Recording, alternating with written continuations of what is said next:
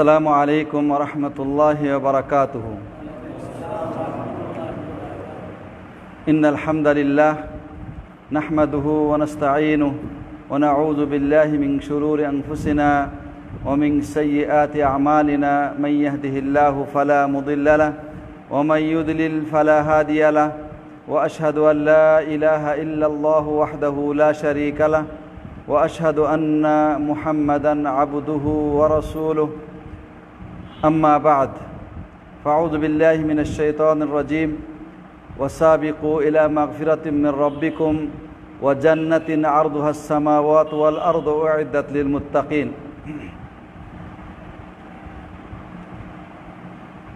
সকল প্রশংসা সেই মহান রব্বুল আলামিনের জন্য নিবেদিত, যে আল্লাহ সুবহানাহু ওয়া তাআলা আমাদেরকে তার শ্রেষ্ঠ নেয়ামত ইসলাম দান করেছেন এবং এর উপরে অটল অবিচল থাকার জন্য সুযোগ ও তৌফিক দিয়েছেন। আমরা আসে আল্লাহর কাছে জানাই লাখো কোটি শুকরিয়া, বলি আলহামদুলিল্লাহ। প্রাণপ্রিয় দিনী ভাই বোনেরা, আজকে দারুস সুন্নাহ মাদ্রাসা রাওয়াতনগর গ্রামে প্রতিষ্ঠিত এই মাদ্রাসা যে মসজিদ, সেই মসজিদে আমরা একটি লাইভ ইসলামী আলোচনা এবং সেই সাথে সাথে যে আমরা যে ইতিপূর্বে একটা প্রতিযোগিতার ঘোষণা দিয়েছিলাম, তার ফলাফল আজকে আমরা ঘোষণা দেব। তো আমি আজকের আলোচনায় প্রতিযোগিতার বিষয়েই আলোচনাটা করব, যাতে করে প্রতিযোগিতাটা কি ছিল এবং এটার গুরুত্ব কতটুকু এবং এ থেকে আমরা কি শিখেছি, কি শেখা দরকার ছিল।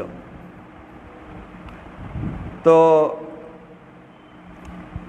প্রতিযোগিতা এই কথাটা কোরআনের কথা। সূরা আল হাদিদ 21 নম্বরে আয়াত আল্লাহ তাআলা বলেছেন যে সাবিকু, তোমরা প্রতিযোগিতা করো। কি বলেছেন আল্লাহ?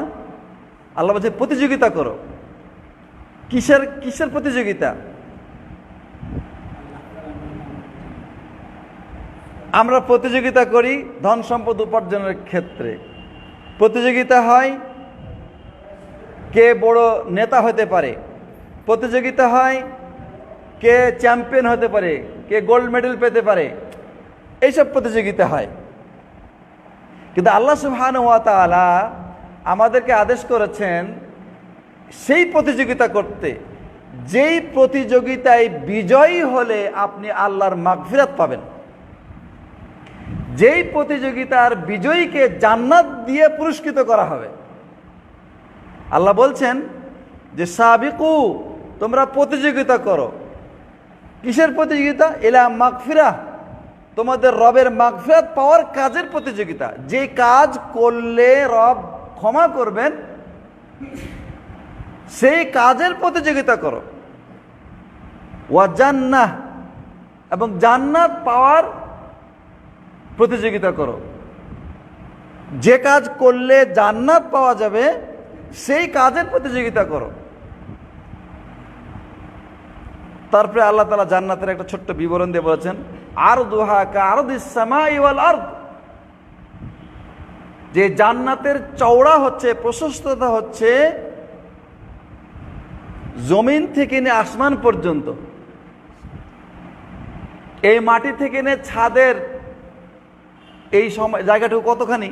কয়েক মিটার, কয়েক হাত। তারও যদি ওপরে যান, এভাবে যেতেই থাকেন, চাঁদ আসবে, সূর্য আসবে। জমিন থেকে সূর্যের দূরত্ব 9,30,00,000 মাইল দূরে, ঠিক না? পড়েছেন তো আপনারা বিজ্ঞানে।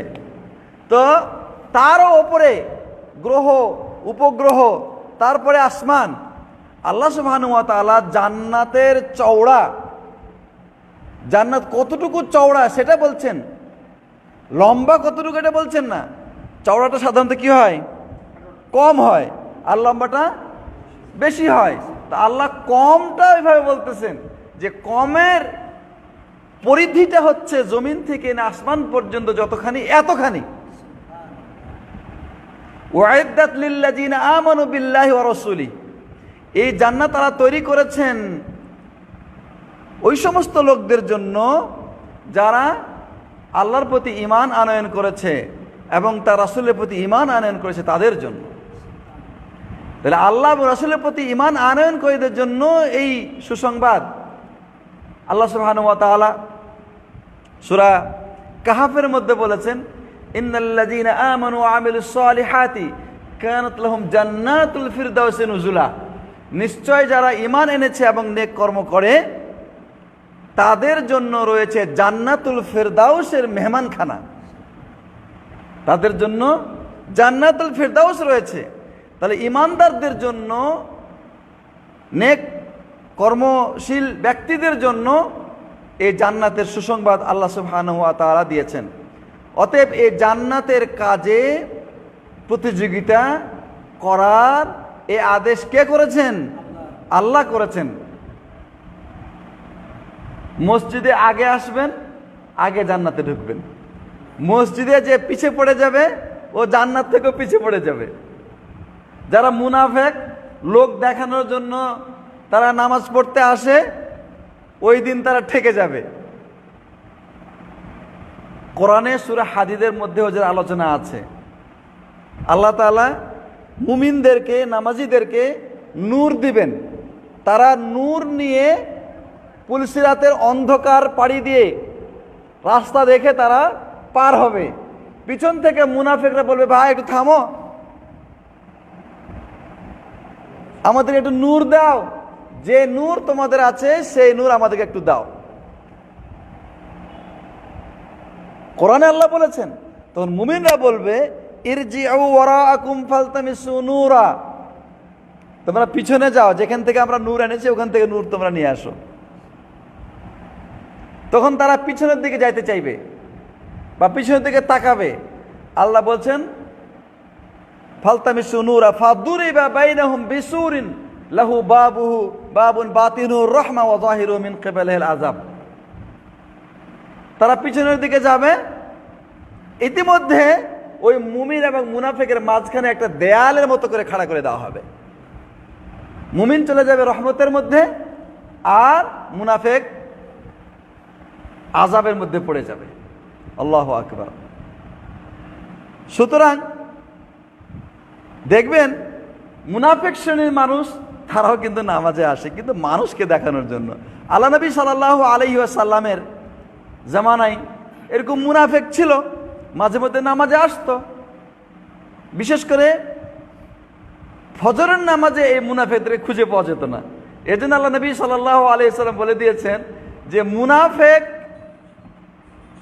যে ব্যক্তি, তার পরিচয় হলো যে ফজরের নামাজে অনুপস্থিত থাকবে। নাউযুবিল্লাহি মিন যালিক। কঠিন কথা। এজন্যে আল্লাহর জান্নাত পাওয়ার কাজে আমাদেরকে প্রতিযোগিতা করতে হবে। আর এই প্রতিযোগিতার জন্য আমরা এই ব্যবস্থা আলহামদুলিল্লাহ করেছি। ছোট্ট একটা কিতাব আপনাদেরকে আমরা পড়তে দিয়েছিলাম এবং অনলাইনে আমরা এটা দিয়েছিলাম। কিতাবটার নাম হচ্ছে আকীদা বিষয়ক মাসলা মাসাইল। এই কিতাবের লেখক আল্লামা শেখ আব্দুল আজিজ বিন বাজ রাহমাহুল্লাহ, সৌদি আরবের সাবেক গ্র্যান্ড মুফতি। এই কিতাবে অনেক সুন্দর মাসলা মাসাইল, বিভিন্ন আকীদা সংক্রান্ত, তারপরে আপনার আরও বিভিন্ন বিষয়ের, ওযু, সালাত, তারপরে মুসলিম জীবনে প্রয়োজনীয় গুরুত্বপূর্ণ বিষয়গুলো এই কিতাবের মধ্যে আলোচনা হয়েছে। তো আমরা পর্যায়ক্রমে এই কিতাবটি পড়ে যাতে করে মানুষ শিখতে পারে, এজন্যে আমরা এই প্রতিযোগিতাটা আয়োজন করেছি এবং প্রশ্ন দিয়ে দিয়েছি। অনলাইনে প্রশ্ন দিয়ে দিয়েছি, কিতাবও দিয়ে দিয়েছি। আপনি কিতাবটা ডাউনলোড করেন, পড়েন, পড়ে এই কিতাব থেকে এই প্রশ্নগুলোর উত্তর দেন। তো আমরা এই মাসের সেপ্টেম্বরের 2 তারিখে প্রতিযোগিতার ঘোষণা দিয়েছিলাম। এতে অংশগ্রহণ করেছে 959 জন মানুষ, 959 জন মানুষ, ছেলে মেয়ে নারী পুরুষ যাদের বয়স আপনার 14 বছরের নিচে তারা নয় আর কি, তারা বাদে 14 বছরের উপরে যারা তারা। তো এদের ভিতরে যারা আজকে পুরস্কার পাবে তাদের নাম আমরা ঘোষণা করব। সেই সাথে সাথে এই রেজাল্টটাও আমরা পুরো রেজাল্ট যে কে কত পাইলো তাই সেটাও আমরা ফেসবুকে দিয়ে দিব। তো আমি এই রেজাল্ট ঘোষণা করার আগে এই যে প্রশ্নগুলো করা হলো, এই প্রশ্নগুলোর উত্তর কি, সঠিক উত্তরটা কি, আমি এটা আলোচনা করব এখন। কেন আলোচনা করবো? এই জন্য যেহেতু আকীদা সংক্রান্ত মাসলা মাসাইল। আর আমি একটা কথা বলি, দুঃখের বিষয় সেটা হচ্ছে এই যে খুবই অল্প সংখ্যক লোক সঠিক উত্তর দিতে পেরেছে, তার মানে বেশিরভাগ লোক ভুল করেছে। তার মানে বোঝা গেল যে আমরা আকীদার বিষয়ে খুব দুর্বল, খুবই দুর্বল। তো এই জন্য আসুন আমি আকীদা যে প্রশ্নগুলো করা হয়েছিল প্রশ্নগুলোর উত্তর একে একে বয়ান করছি, তাহলে আমাদের অনলাইনে যারা আছেন এখন, তারা অফলাইনে যারা আছেন তারা সবাই জিনিসটা বুঝতে পারবেন। 1 নম্বর প্রশ্ন ছিল যে ইসলাম প্রচারের জন্য কোন সাহাবীকে রাসূল সাল্লাল্লাহু আলাইহি ওয়াসাল্লাম ইয়ামান পাঠিয়েছিলেন? ইয়ামান একটি আরব দেশ।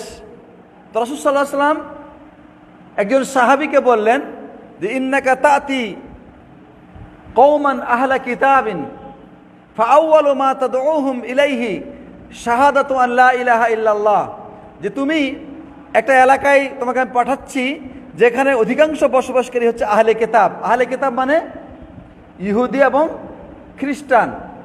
তার মানে ইহুদিরা তাওরাতের অনুসারী আর খ্রিস্টানরা ইনজিলের অনুসারী। তো রাসূল সাল্লাল্লাহু আলাইহি ওয়াসাল্লাম তাদের কাছে পাঠালেন।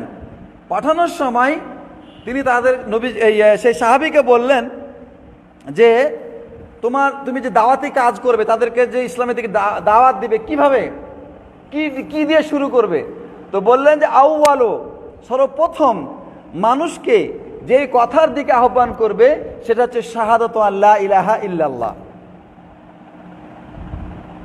লা ইলাহা ইল্লাল্লাহ ওয়া আন্না মুহাম্মাদার রাসূলুল্লাহ, এই কথার দিকে সর্বপ্রথম এই কথা। ফাইনহুম আতাউকা লিযালিক, ওরা যদি তোমার এই কথাটা মেনে নেয়, মানে ঈমান ইসলাম কবুল করে এই কালেমা পাঠ করার মাধ্যমে, ফাআলিমহুম, তাদেরকে জানিয়ে দাও যে ইন্নাল্লাহ ইফতাদা আলাইহিম খামসা সালাওয়াত, যে আল্লাহ তাদের উপরে 5 ওয়াক্ত সালাত ফরজ করেছেন। এরপরে আরো অন্যান্য বিষয়গুলি রয়েছে। তো সেই সাহাবীর নাম এখানে আমরা উল্লেখ করেছি, যে সেই সাহাবীর নাম আব্দুল্লাহ ইবনে আব্বাস, নাকি মুআজ বিন জাবাল, নাকি আলী বিন আবি তালেব, নাকি এই 3 জনের একজন না অন্য কোনো মানুষ। এই 4টা অপশন ছিল। তো এটা সঠিক উত্তর হচ্ছে মুআজ বিন জাবাল রাদিয়াল্লাহু তাআলা আনহু। তাকে আল্লাহ নবী সাল্লাল্লাহু আলাইহি ওয়াসাল্লাম ইয়ামান পাঠিয়েছিলেন। 2 নম্বর প্রশ্ন, যে নিচের কোন কাজটি কালেমার পূর্ব শর্ত নয়? অর্থাৎ যে ব্যক্তি কালেমা পড়বে তাকে কয়েকটি শর্ত পূরণ করতে হবে, কয়েকটি শর্ত পূরণ করতে হবে। এই শর্তগুলো যদি তার ঠিক থাকে তার কালেমা ঠিক থাকবে, এই শর্তগুলো যদি ঠিক না থাকে কালেমা ঠিক থাকবে না। তা আমরা এখানে কয়েকটা শর্ত উল্লেখ করেছি, করার পরে বলেছি এই শর্তগুলোর মধ্যে কোনটা কালেমার পূর্ব শর্ত নয়, মানে কালেমা ঠিক রাখার আগের শর্ত নয়, কালেমা ঠিক রাখার পরের কাজ হইতে পারে কিন্তু আগের কাজ না। এখানে বলা হয়েছে ভালোবাসা, দ্বিতীয়ত ইয়াকিন, তৃতীয়ত নামাজ। তো অনেকে জবাব লিখেছে নামাজ, এটা ভুল, কারণ নামাজ হচ্ছে কালেমা গ্রহণ করার পরে এটা, কিন্তু কালেমা যখন আপনি গ্রহণ করবেন তখন গ্রহণ করার সময় আপনার যে জিনিসগুলি দরকার কালেমার সাথে সাথে, সেটা হচ্ছে 1 নম্বর হচ্ছে কালেমা সম্পর্কে জানা, 2 নম্বর কালেমার উপরে ইয়াকিন থাকা, 3 নম্বর হচ্ছে কালেমার ব্যাপারে ইখলাস থাকা, বাধ্য হয়ে জোর করে আপনাকে কেউ কালেমা পড়াচ্ছে এরকম যেন না হয়। তারপরে কালেমাকে সত্যায়ন করা, বিশ্বাস করা, তারপরে এই কালেমাকে ভালোবাসা, মানে যার কালেমা পড়ছেন তাকে অন্তর থেকে আপনি ভালোবাসবেন। তারপরে কালেমার প্রতি বশ্যতা স্বীকার করা, আনুগত্য স্বীকার করা, এরপরে গ্রহণ করা, অর্থাৎ নিজের জীবনে এটাকে বাস্তবায়ন করা। এই 7টা শর্ত। আর 8ম একটা শর্ত আছে যে আল্লাহ ব্যতীত সব কিছুকে অস্বীকার করা, অর্থাৎ গায়রুল্লাহ আছে যে মাবুদ যত আছে সেগুলিকে অস্বীকার করা। লা ইলাহা, এলাহ বলতে যত আছে সেগুলিকে সম্পূর্ণ কি করা, ক্যান্সেল করা, বাদ দিয়ে দেওয়া, যে না আর কোনো এলাকা আমি মানি না, এটাকে বাতিল বলে ঘোষণা দেওয়া। যদি এই 8টা কাজ হয়ে থাকে কালেমা পড়ার সাথে সাথে, তাহলে কালেমা ঠিক থাকবে। নামাজটা হচ্ছে পরের বিষয়। কালেমা পাঠ করার পরে আমল হিসাবে কি রয়েছে, নামাজ রয়েছে। তো এই প্রশ্নে অনেকে ভুল করেছেন। সঠিক উত্তর হচ্ছে কি, যে নামাজটা কালেমার পূর্ব শর্ত নয়। ভালোবাসা, ইয়াকিন, এগুলো কি পূর্ব শর্ত। আচ্ছা, এরপরে 3 নম্বর প্রশ্ন, নিচের কোন কথাটি না মানলে কালেমা পাঠ করেও কোনো কাজ হবে না? 1 নম্বর, আল্লাহ ব্যতীত যার ইবাদত করা হয় তার সব কিছুকে অস্বীকার করতে হবে। তারপরে গায়রুল্লাহ মানে আল্লাহ ব্যতীত যার ইবাদত করা হয় তার ইবাদত থেকে নিজেকে মুক্ত ঘোষণা করতে, আমি তার সাথে সম্পর্ক নাই আমার। এটা যে অস্বীকার করা যে তারা কি ঠিক না, এটা হচ্ছে আমি তার সাথেও নাই, ওটা ঠিক না, সাথে সাথে আমিও নাই। যেমন ধরেন অনেকে আছে যে মূর্তি পূজা করা ঠিক না বিশ্বাস করে, কিন্তু ফের পূজাকে বাস্তবায়ন করার কাজে ও ঠিকই লেগে আছে। অতএব এই ধরনের ব্যক্তি কালেমা পাঠ করে কোনো লাভ নাই। আচ্ছা, গায়রুল্লাহর যে ইবাদত করা হয়, গায়রুল্লাহর ইবাদত যে বাতিল তা দৃঢ়ভাবে বিশ্বাস করা, অর্থাৎ আল্লাহ ব্যতীত মানুষ অন্যের যে পূজা করে বা ইবাদত করে এটা বাতিল, এটা যদি বিশ্বাস না করা হয় তাহলেও তার কালেমা পড়ে কোনো লাভ হবে না। এই 3টার মধ্যে কোনটা হবে উত্তর সঠিক? কোনটা হবে?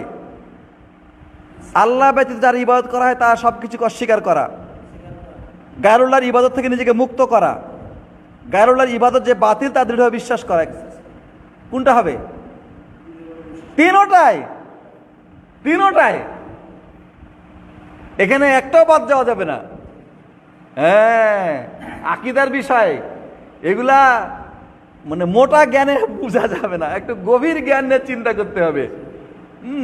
অনেকে আছে না যে হিন্দু খ্রিস্টান, ওরাও তো আল্লাহর ইবাদত করে, ওরাও তো ভগবানকে পূজে, জান্নাতে যাইতেও পারে। আরে তুমি জান্নাত জাহান্নামের কি মালিক? তুমি আল্লাহ, এটার মালিক আল্লাহ। আল্লাহ কাকে জান্নাতে যাবে, আল্লাহ কাকে জাহান্নামে দিবে, এটা আল্লাহ ফয়সালা করবে, তোমার এসব বলার কি দরকার? বলে কি বলে না? ওয়াল্লাহি যারা এই সমস্ত কথা বলে বা বিশ্বাস করে তাদের কালেমা কোনো কাজে আসবে না। যদিও সে নামাজ পড়ে, যদিও সে রোজা করে, যদিও সে হজ করে, কোনো কাজে আসবে না যতক্ষণ পর্যন্ত ওমাই ইয়াবতাগি গায়রাল ইসলামি দীনান ফালা ইউকবালা মিনহু, ইসলাম ছাড়া অন্য কিছু যদি আপনি সঠিক মনে করেন ওটা আল্লাহ তাআলা কবুল করবেন না এবং সেটা বাতিল, আপনাকে বিশ্বাস করতে হবে এটা কথা। কালেমা পাঠ করে এত সহজ না। কালেমা পাঠ করলে কালেমাকে হক জানতে হবে, হক মানতে হবে এবং এটাই সঠিক। বাদ বাকি যা আছে সব বাতিল, সব বাতিল। যখন আপনি বিশ্বাস করতে পারবেন তখন আপনার কালেমা পড়া ঠিক হবে। ঠিক আছে? 4 নম্বর প্রশ্ন, নিচের কোন কাজগুলো মানুষের ঈমানকে সম্পূর্ণরূপে বিনষ্ট করে দেয়? কয়েকটা কথা উল্লেখ করা হচ্ছে এখানে যে এগুলোর মধ্যে কোনটা করলে একজন মানুষের ঈমান সম্পূর্ণ বাতিল হয়ে যাবে। 1 নম্বর হচ্ছে আল্লাহ ব্যতীত অন্যের নামে শপথ করা, কসম করা। 2 নম্বর হচ্ছে মদ পান করা হালাল বিশ্বাস করছে, মদ পান করা কি হালাল। আরেকটা হচ্ছে তাবিজ কবজ ব্যবহার করা। 4র্থ হচ্ছে যে উপরের এই 3টা যে বলা হয় সবগুলাই, অর্থাৎ এই সবগুলোই যদি কোনো মানুষ করে তাহলে তার ঈমান সম্পূর্ণ বিনষ্ট হয়ে যাবে। এই কথা ঠিক না বেঠিক? আপনারা গোল্লা পেলেন, অনেকে গোল্লা পেয়েছে, আপনারা গোল্লা পেলেন। এটা আকীদার বিষয়গুলা।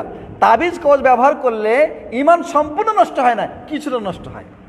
তার মানে তাবিজ কবজ ব্যবহার করার মাধ্যমে একজন মানুষ ইসলাম থেকে খারিজ হয়ে কাফের হয়ে যায় না। ঈমান নষ্ট হওয়া মানে কি? কাফের হয়ে যাওয়া, ইসলাম থেকে খারিজ হয়ে যাওয়া। হ্যাঁ, অতএব এটা করলে, তাবিজ কবজ ব্যবহার করলে মানুষ ইসলাম থেকে খারিজ হয়ে যায় না, তার ঈমান দুর্বল হয়, নষ্ট হয়, কিছুটা নষ্ট হয় আর কি। ছোট শিরক বলা হয় এটাকে। অনুরূপভাবে আল্লাহ ছাড়া, যেমন কেউ বললো যে মায়ের কসম, মসজিদের কসম বলে না, এই কসম যদি আল্লাহ ছাড়া অন্যের নামে, যদি আল্লাহর কসম না বলে অন্য কোনো বস্তুর নাম দিয়ে কসম করে, এটাকেও ছোট শিরক বলা হয়েছে। এটার মাধ্যমে মানুষ ইসলাম থেকে সম্পূর্ণ খারিজ হয়ে যাবে না, কিন্তু ইসলাম ইসলামে সুস্পষ্ট কোনো হালাল জিনিসকে যদি হারাম বিশ্বাস করে, সুস্পষ্ট কোনো হারামকে যদি, কোরআনে বর্ণিত কোনো হারামকে হালাল বিশ্বাস করে, তাহলে সে খারিজ হয়ে যাবে ইসলাম থেকে। এই ব্যাপারে কোনো মতভেদ নাই, সবাই একমত এই কথার উপরে। মদ খাওয়া কি হালাল না হারাম?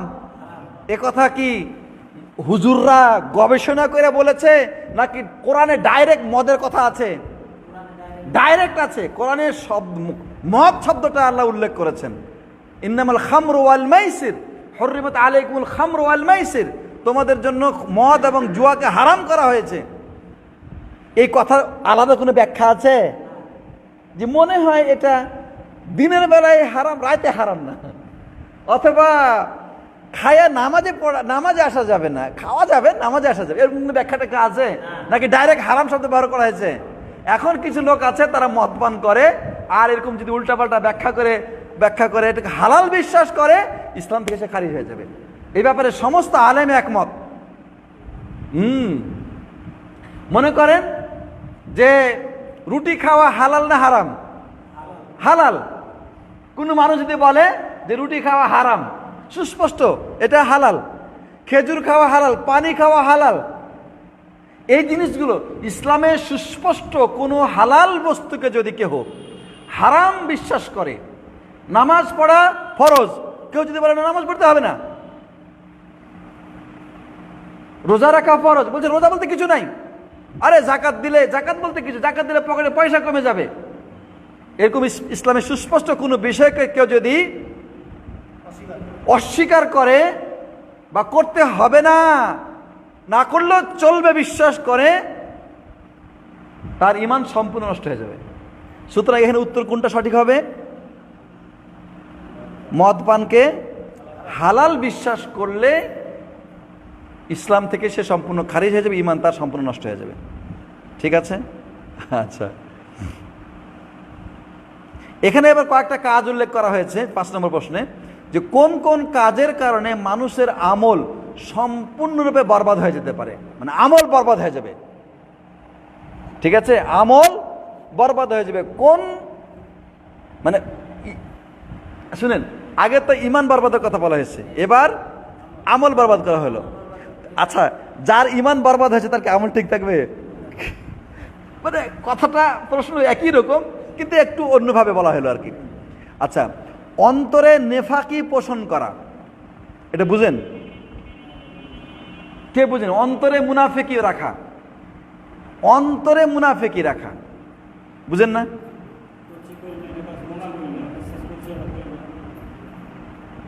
হ্যাঁ, অন্তরে মুনাফিক মানেটা কি? বাইরে ঠিক আছে, ভিতরে মানে কি? ভিতরে কি আছে? অন্তরে অবিশ্বাস আছে।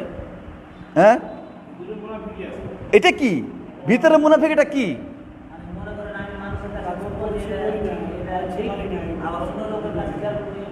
না, জানুল ভাই বলেছেন যে অন্তরে মুনাফিকি মানে হলো অন্তরে অবিশ্বাস, অন্তরে কুফরি। হ্যাঁ, না করছি করে দেখলে না, মানে ও বাহিরে নামাজ পড়ে কিন্তু ভিতরে নামাজকে বিশ্বাস করে না, আল্লাহকে বিশ্বাস করে না, ইসলামকে বিশ্বাস করে না, পরকাল বিশ্বাস করে না, কিন্তু কথাই কিন্তু ঠিক আছে। কেন ঠিক আছে? সমাজে টিকে থাকার জন্য, সমাজে টিকে থাকার জন্য। ওয়াইজা কিয়া লাহুম আমিনু ক্বালু আমান্না ওয়াইজা খালাউ ইলা শায়াতিনহিম ক্বালু ইন্না মাআকুম ইন্নামা নাহনু মুস্তাহজিউন। তারা কি করত? যখন মুমিনদের সামনে আসতো, আমরা তো মুমিন, কালেমা পড়েছি, নামাজ পড়ি, আমরা মুমিন। আর যখন তারা ওদের কাফেরদের কাছে যেত, আরে আমরা তোমাদের সাথে আছি, একটু ঠাট্টা মস্করি করে আসলাম আর কি। ঠিক না? তাহলে মুনাফিক অন্তরে নেফাকি পোষণ করা মানে, দেখেন আমরা নেফাকি বুঝি না, মুনাফিক বুঝি আমরা। মুনাফিক বুঝে যে তুই ওয়াদা খেলাপ করেছিস, তুই শালা মুনাফিক হয়ে গেছিস, নাউজুবিল্লাহ, বলে না তুই মুনাফিক হয়ে গেছিস বেটা, না বলা যাবে না। মানে কর্মগত কিছু মুনাফিকি আছে, যেমন ধরেন ওয়াদা খেলাপ করা, আমানতের খেয়ানত করা, হ্যাঁ, তারপরে আপনার মিথ্যা বলা, কাজে ঝগড়া লাগলে ফাঁসিক মানে অশ্লীল কথাবার্তা ব্যবহার করা, এগুলো হচ্ছে কর্মগত মুনাফিক। মানে একজন মুমিন তার অন্তরে কি আছে? আল্লাহর প্রতি বিশ্বাস আছে, পরকালের প্রতি বিশ্বাস আছে, ঈমান সব ঠিক আছে, কিন্তু সে কাজে কর্মে এ ধরনের কিছু পাপ পিছলে গেছে, তার একটু উল্টাপাল্টা করে ফেলেছে। এটা হচ্ছে কর্মগত মুনাফিক। কর্মগত মুনাফিকই করলে ইসলাম থেকে খারিজ হয় না। কিন্তু অন্তরে যদি মুনাফিকি থাকে, তার মানে আল্লাহর অবিশ্বাস থাকে, পরকালে অবিশ্বাস থাকে, তাহলে সে ইসলাম থেকে সম্পূর্ণ খারিজ হয়ে যাবে, তার সমস্ত আমল বরবাদ হয়ে যাবে। গায়রুল্লাহর উদ্দেশ্যে নজর মান্নত করা, মানে আল্লাহ ব্যতীত মাজারে, দরবারে, দরগাহে মান্নত করা, এটা হচ্ছে বড় শিরক। এর মধ্যে মানুষ ইসলাম থেকে বের হয়ে যাবে, তার আমল সব নষ্ট হয়ে যাবে। গণকের কাছে যাওয়া, কবিরাজ একটু হাতখান দেখে দেন তো, হাত দিতে আরে তোমার হাতে তো এতগুলি ফাঁড়া ছিল, হ্যাঁ, তারপরে দাগ কেটে বাটি ঘুরায়ে আয়না পড়ে ঠিক দেখা দেয় না, অথবা কে হলো তারপরে তখন কি মন্ত্রসন্ত্র পড়ে আপনাকে বলে দিবে যে আপনার এতগুলি ফাঁড়া ছিল, এতগুলি ফাঁড়া সামনে আছে, ভবিষ্যতে এই সমস্যা আছে, আপনি তাবিজ ব্যবহার করলে ঠিক হয়ে যাবে। অথবা পাথর ব্যবহার করবেন, এই আংটি ব্যবহার করবেন, সব ঠিক হয়ে যাবে। এরা গণক, যারা ঠিক দেখে, এরা গণক। তো এই গণকের কাছে গেলে একজন মানুষ সম্পূর্ণ ইসলাম থেকে খারিজ হয়ে যায় না, তবে সে ছোট শিরক করে। সুদ খাওয়া, হালাল বিশ্বাস করা। কোন মানুষ যদি সুদকে হালাল বিশ্বাস করে, কোরআনে সূরা বাকারা 275 নম্বর আয়াত আল্লাহ বলছেন না, ওয়াহাল্লাল্লাহুল বাইআ ওয়া হাররামার রিবা, আল্লাহ তাআলা বেচা কিনা ব্যবসাকে হালাল করেছেন আর সুদকে হারাম করেছেন। ও বলছে যে সমস্যা নাই, সবাই খাইতে যায়, আমি খাইলে কি অসুবিধে, সুদ হালাল। আজকাল আমাদের সমাজে তো সুদ অহরহ ব্যাপার, এবং সুদ আমরা মানে সারা বিশ্বে আমরা সুদে চ্যাম্পিয়ন, বুঝলেন না? ডক্টর ইউনুস সুদে কারবার করে নোবেল প্রাইজ পাইছে, নাউযুবিল্লাহি মিন যালিক। তো এই জন্যে সুদকে যদি কেউ হালাল বিশ্বাস করে, এর মাধ্যমে সে ইসলাম থেকে খারিজ হয়ে যাবে। আচ্ছা, কোরআন দ্বারা তাবিজ ব্যবহার করার হুকুম কি? 6 নম্বর প্রশ্ন। কোরআন দ্বারা তাবিজ ব্যবহার করার হুকুম হচ্ছে এটা হারাম, মাকরুহ না, বা এটাকে শিরক বলা যাবে না, বা কোনো সমস্যা নেই কথা বলা যাবে না, এটা হারাম। কেন হারাম? 1 নম্বর কথা হলো যে কোরআন দ্বারা আল্লাহ নবী সাল্লাল্লাহু আলাইহি ওয়াসাল্লাম তাবিজ ব্যবহার করেন নাই, সাহাবায়ে কেরাম তাবিজ ব্যবহার করেন নাই, সালাফে সালেহিন করেন নাই। কিন্তু অনেকে কোরআনে আয়াত লিখে, কাগজে লিখে, মাদুলির মধ্যে ভরে গলায় লটকিয়ে রাখে, এটাকে বলা হয়, ওলামায়ে কেরাম বলেছে এটা হারাম। এই জন্য হারাম যে এটা করলে কোরআন ব্যতীত অন্য যে শিরকি তাবিজ আছে মানুষ এটা ব্যবহার করতে চলে যাবে, ওটাকে হালাল মনে করবে। অনুরূপভাবে কোরআন দ্বারা তাবিজ ব্যবহার করলে কোরআনের অসম্মান হয়, কোরআন তেলাওয়াত হয় না, কোরআনের আমল হয় না। অনুরূপভাবে কোরআন দ্বারা তাবিজ ব্যবহার করলে কোরআনকে সাথে নিয়ে টয়লেটে যাবে, শরীর নাপাক অবস্থায় কোরআনকে বহন করবে, এই জন্যে কোরআন দ্বারা তাবিজ ব্যবহার করা হচ্ছে কি? হারাম। 7 নম্বর প্রশ্ন, 7 নম্বর প্রশ্নটা একটা শূন্যস্থান আর কি, হ্যাঁ, যে সকল মানুষ ধারণা করে যে ওসিলা মানে মৃত পীর অলিদের কাছে বা সাথে সম্পর্ক স্থাপন করা, তাদের ধারণা বাতিল। এই বাক্যটি এই কেতাবের কত পৃষ্ঠায় আছে এটা বই না পড়লে বলা যাবে না, যারা বই পড়েছে তারাই সঠিক উত্তরটা দিয়েছে। 16 নম্বর পৃষ্ঠা। আচ্ছা, 8 নম্বর প্রশ্ন ছিল সালাতের চাবি হচ্ছে ড্যাশ, এই শূন্যস্থানে কি হবে? সালাতের চাবি হচ্ছে ওযু নাকি গোসল নাকি পবিত্রতা নাকি তায়াম্মুম, কোনটা হবে? ওযু, গোসল, পবিত্রতা, তায়াম্মুম, কোনটা হবে? কোনটা হবে? ওযু। জি, ওযু এবং পবিত্রতা দুটাই। পবিত্রতা শব্দটা সরাসরি হাদিসে এসেছে, ওযুটাও হাদিসে এসেছে। তো আল্লাহ নবী সাল্লাল্লাহু আলাইহি ওয়াসাল্লাম বলছে মিফতাহুস সালাতে আত-তাহুর, সালাতের চাবি হচ্ছে পবিত্রতা। তো একজন মানুষ শরীর যদি নাপাক থাকে তাহলে গোসল করতে হবে, আর যদি ছোট নাপাকি হয় তাহলে ওযু করতে হবে। 9 নম্বর প্রশ্ন ছিল যে ওযুর অঙ্গ প্রত্যঙ্গ 3 বার করে ধৌত করা কি ওয়াজিব নাকি সুন্নাত নাকি ফরজ? সুন্নাত, সুন্নাত মুস্তাহাব একই কথা, সুন্নাত মুস্তাহাব একই কথা। সুন্দর। তওবা না করিয়েই জাদুকরকে হত্যা করার কথা কয়জন সাহাবী থেকে সহিহ সূত্রে প্রমাণিত হয়েছে? মানে যারা জাদু করে তারা কাফের, যারা জাদু করে তারা কি কাফের। আর এরকম জাদুকর যদি ধরা পড়ে, এরকম কাফের যদি পাওয়া যায়, তাহলে ওলামাগণ সাহাবীদের যুগে তারা বলেছে যে তাদেরকে হত্যা করা বড় জরুরি, তাদেরকে হত্যা করতে হবে। এই জন্যে যে তারা কুফরি করেছে, সমাজে বিশৃঙ্খলা করেছে। আর যারা সমাজে বিশৃঙ্খলা করে তাদের বেঁচে থাকার কোনো অধিকার নাই। এজন্যে 3 জন সাহাবী, ওমর বিন খাত্তাব এবং জুনদুব ইবনে আব্দুল্লাহ আল বাজারি এবং হাফসা উম্মুল মুমিনিন, এদের থেকে প্রমাণিত রয়েছে যে তারা বলেছেন যে জাদুকরকে হত্যা করতে হবে, জাদুকরকে হত্যা করতে হবে। তওবা, তারা যে তওবা করেছিল তার এবং আল্লাহর মাঝখানের বিষয়। তো মোটামুটি এই ছিল আমাদের 10টা প্রশ্ন। এখন আমি আপনাদেরকে বলছি যে এই প্রশ্নগুলোর উত্তর দিয়ে যারা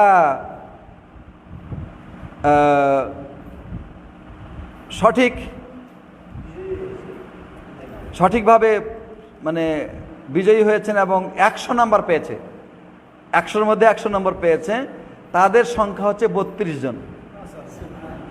তাদের সংখ্যা হচ্ছে কি 32 জন। মোট অংশগ্রহণকারী হচ্ছে 959 জন, 959 জন। তাহলে 1000-এ 32 জন, 100-এ 3 জন। তাই বোঝা গেল যে আকীদা সম্পর্কে আমাদের জ্ঞান এখনো কি আছে, অনেক ত্রুটি আছে, অনেক ঘাটতি আছে। অথচ এই প্রশ্নগুলোর উত্তর কিন্তু বইয়ের মধ্যেই আছে, কিন্তু বুঝের অভাব। বই পড়লেই যদি মানুষ জ্ঞানী হইতো তাহলে এই প্রশ্নের উত্তর সবাই দিতে পারত। তাহলে বই পড়তে হবে, সাথে সাথে বইটাকে আলেমের কাছ থেকে বুঝে নিতে হবে। যারা এই সম্পর্কে জ্ঞানী তাদের কাছে কি করতে হবে, বুঝে নিতে হবে। এই যে বুঝে না নিতে পারার কারণে অধিকাংশ লোক এটা উত্তর দেওয়ার পরে তাদের উত্তর সঠিক হয়নি। কেউ 90 পেয়েছে, কেউ 80 পেয়েছে, কেউ 70, কেউ 60, এরকম। যাই হোক, আমি আর আলোচনা আর বাড়াচ্ছি না। এখন আমি এই 32 জনের মধ্যে আমাদের পুরস্কারের সংখ্যা হচ্ছে, পুরস্কারের অঙ্ক হচ্ছে 11,000 টাকা, বাংলাদেশি টাকা 11,000 টাকা। তো আমরা মোট 20 জনকে পুরস্কার দিব বলে ঘোষণা দিয়েছিলাম, অনলাইনে ঘোষণা দিয়েছিলাম যে 20 জনকে আমরা পুরস্কার দিব। তো যেহেতু 100 পেয়েছেন 32 জন মানুষ, অতএব এই 32 জনের মধ্যে আমরা 20 জনকে দিব। কিভাবে দিব? লটারি করব। ঠিক আছে, লটারি করব। যার নাম উঠবে, যার নাম উঠবে তার কাছে আমরা পুরস্কার পৌঁছে দেব। তো যাদের নাম উঠবে তাদের আমরা ফেসবুকে ওদের নামগুলো দিয়ে দিব। যে পুরো রেজাল্ট যেটা হয়েছে, এই 959 জন লোকের রেজাল্ট, এটা আমরা ফেসবুকে মানে চার্ট যেটা আছে না, লিস্ট আমরা দিয়ে দেব, আপনারা দেখে নেবেন। আর যারা বিজয়ী হচ্ছেন 20 জন, তাদের নামও আমরা দিয়ে দিব। হ্যাঁ, আর আপনারা আপনাদের বিকাশ নম্বর আমাদেরকে দিবেন, আমাদের ফেসবুকের কমেন্টে হোক অথবা আমাদের হোয়াটসঅ্যাপে হোক, আপনারা আপনাদের বিকাশ নম্বর দিবেন, বিকাশের মধ্যে পাঠিয়ে দিব। যারা ভারতে আছেন তাদেরকে আমরা ভারত থেকেই পুরস্কার দেওয়ার চেষ্টা করব। আর যারা সৌদি আরবে থাকেন তাদেরকে আমরা সেখানে রিয়াল দেওয়ার ব্যবস্থা করব ইনশাআল্লাহ। আর যারা অন্যান্য দেশে আছেন, তাদের কোনো আত্মীয় বাংলাদেশে থাকলে তাদের বিকাশ নম্বর দিবেন, আমরা তাদের কাছে সেই পুরস্কার আমরা পাঠিয়ে দেবো ইনশাআল্লাহ। তবে সৌদি আরবে যারা আছেন তাদের জন্য সুবিধা হবে যে আপনারা যদি আপনাদের আত্মীয়দের কারো বিকাশ নম্বর আমাদের কাছে দেন বাংলাদেশে, তাহলে এটা দেওয়া আমার জন্য সুবিধা হবে, যেহেতু আমি এখন বাংলাদেশে আছি। আপনারা অনেকে জানেন না যে আমি সৌদি আরবে থাকা অবস্থায় এই পুরস্কারটার বা এই প্রতিযোগিতা ঘোষণা দিয়েছিলাম। তো এখন আমি বাংলাদেশে আছি, এখান থেকে বিকাশের মাধ্যমে দেওয়া আমার পক্ষে খুবই সহজ হবে। তো এই জন্যে এই বিজয়ীদের মধ্যে কেউ যদি সৌদি আরবে থাকে, এরকম হয়, তাহলে বাংলাদেশে আপনার আত্মীয়র বিকাশ নম্বর দিবেন, আমি তার কাছে পাঠিয়ে দেবো ইনশাআল্লাহ। ঠিক আছে, এবার আসুন আমরা এই 32 জন 100 পেয়েছেন যারা, তাদের নামগুলো একটা একটা ঘোষণা দিলে সময় লাগবে। শুধু আমরা 20 জনের নাম ঘোষণা দিব এবং নামগুলো পড়ে শোনাবো। তো এখানে আমরা এই নামগুলো লটারি করার জন্য আমাদের এখানে একটা মেহমানকে আমরা ডাকছি।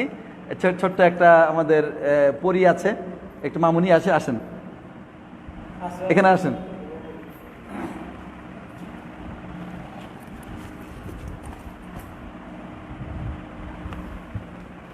এখানে আসেন, এখানে আর একটু এদিকে।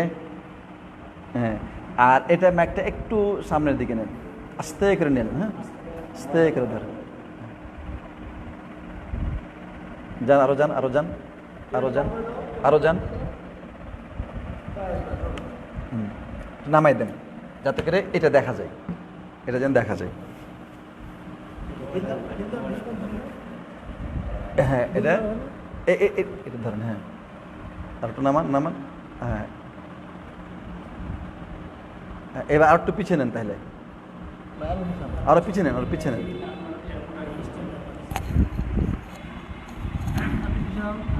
থামেন, থামেন, এটা একটু ওইদিকে ঘুরে দিন একটু।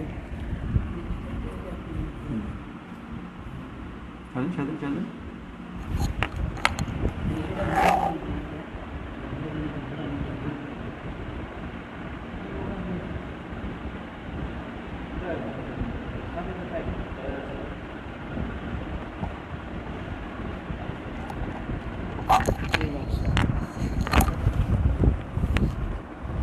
আচ্ছা, এটাকে আমরা আরেকটু এদিকে নিয়ে আসি।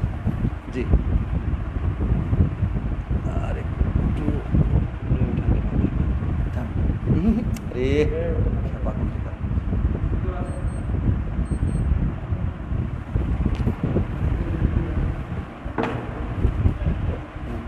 দেখা যাচ্ছে না, একটু পিছনে নেন, একটু পিছনে, একটু পিছনে নেন। না না না, ওইটাই, ওইটাই, আস্তে আস্তে, খুব আস্তে। বাস বাস বাস বাস বাস বাস, হয়েছে। দেখা যায় না যে আমার চেহারা দেখা যাচ্ছে না যে, এটা একটু উপরে উপরে ওঠেন, উপরে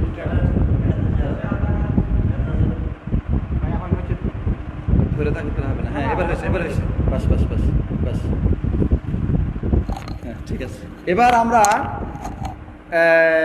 যে 32 জন মানুষ প্রশ্নগুলো উত্তর দিয়েছে এবং 100 নাম্বার পেয়েছে, তাদের আমরা এখানে নামগুলি লেখা আছে। ঠিক আছে, এই নামগুলি এখানে লেখা আছে। এগুলা উঠানোর জন্য, একটা করে কাগজ উঠানোর জন্য আমাদের এই ছোট্ট মামুনিটাকে আমরা এখানে অনুরোধ করছি, একটু আগান, একটা কাগজ উঠান, এখান থেকে উঠান, একটা কাগজ উঠান। বিসমিল্লাহ।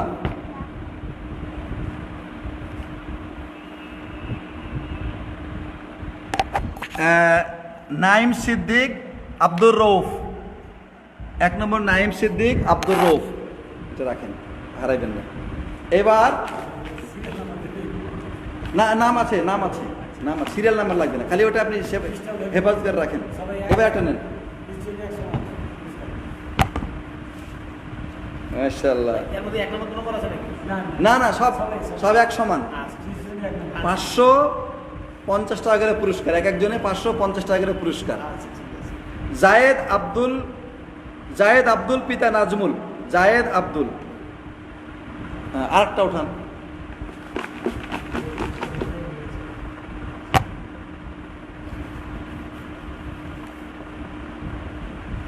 লুৎফুন হাসান শোভন, লুৎফুন হাসান শোভন। আরেকটা উঠান এইভাবে। হ্যাঁ, উঠান। একরামুল হক,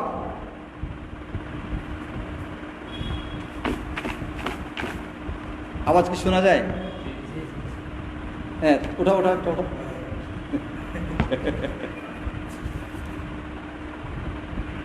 মোহাম্মদ ইয়ামিন, মোহাম্মদ ইয়ামিন। হ্যাঁ, আবার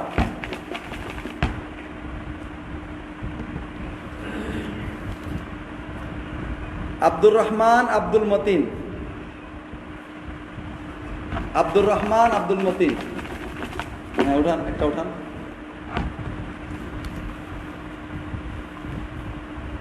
রবি খান বিন মজিবুর, রবি খান বিন মজিবুর।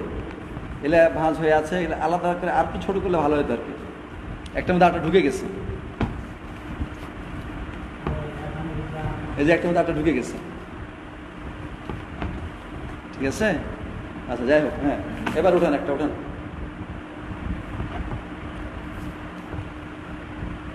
মাকসুরা আবু আহমদ, মাকসুরা আবু আহমদ।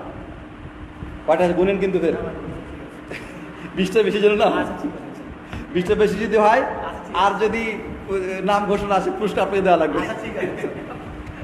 হ্যাঁ উঠান।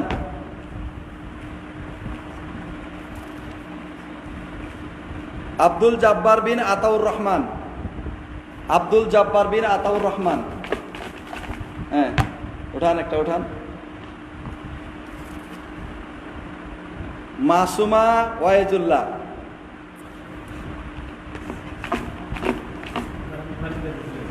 হ্যাঁ হ্যাঁ উঠান, একটা উঠান। শামসুন নাহার রুনা,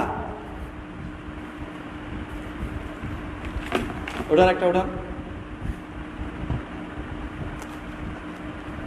রবিউল বিন আবু তালেব, রবিউল বিন আবু তালেব। হ্যাঁ তারপরে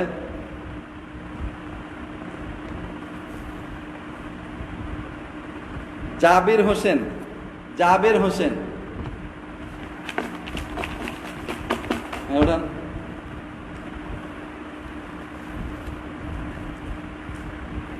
রোকসানা খাতুন, জি ভাই ভুলে গেছো নাকি? রোকসানা খাতুন। হ্যাঁ তারপরে রুহুল আমিন বিন ইসমাইল,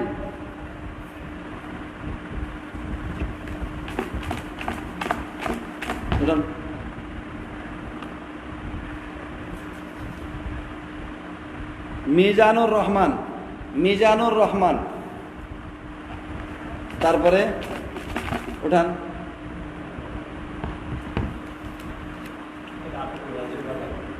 আব্দুল মতিন রফিকুল ইসলাম,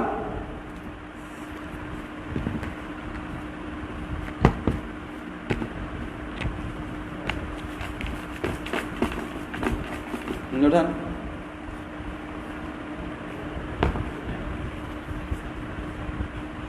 করেছে 17। সাজেদুর রহমান 18 নম্বর, এটার 18 নম্বর সাজেদুর রহমান। আর দুইজন।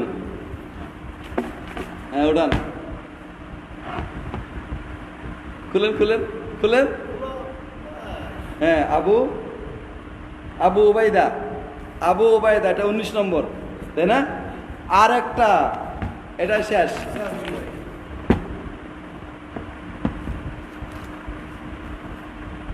মোহাম্মদ ফাইসাল বিন কামিরুদ্দিন, মোহাম্মদ ফাইসাল বিন কামিরুদ্দিন।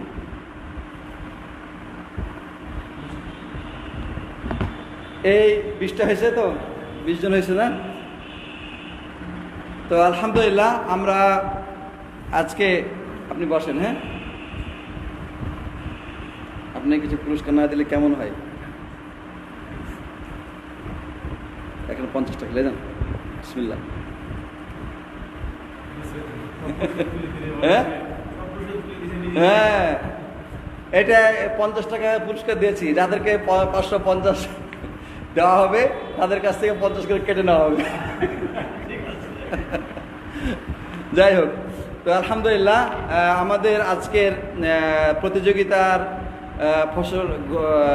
ফলাফল ঘোষণার মাধ্যমে আজকের লাইভ এখানে শেষ করছি আমরা।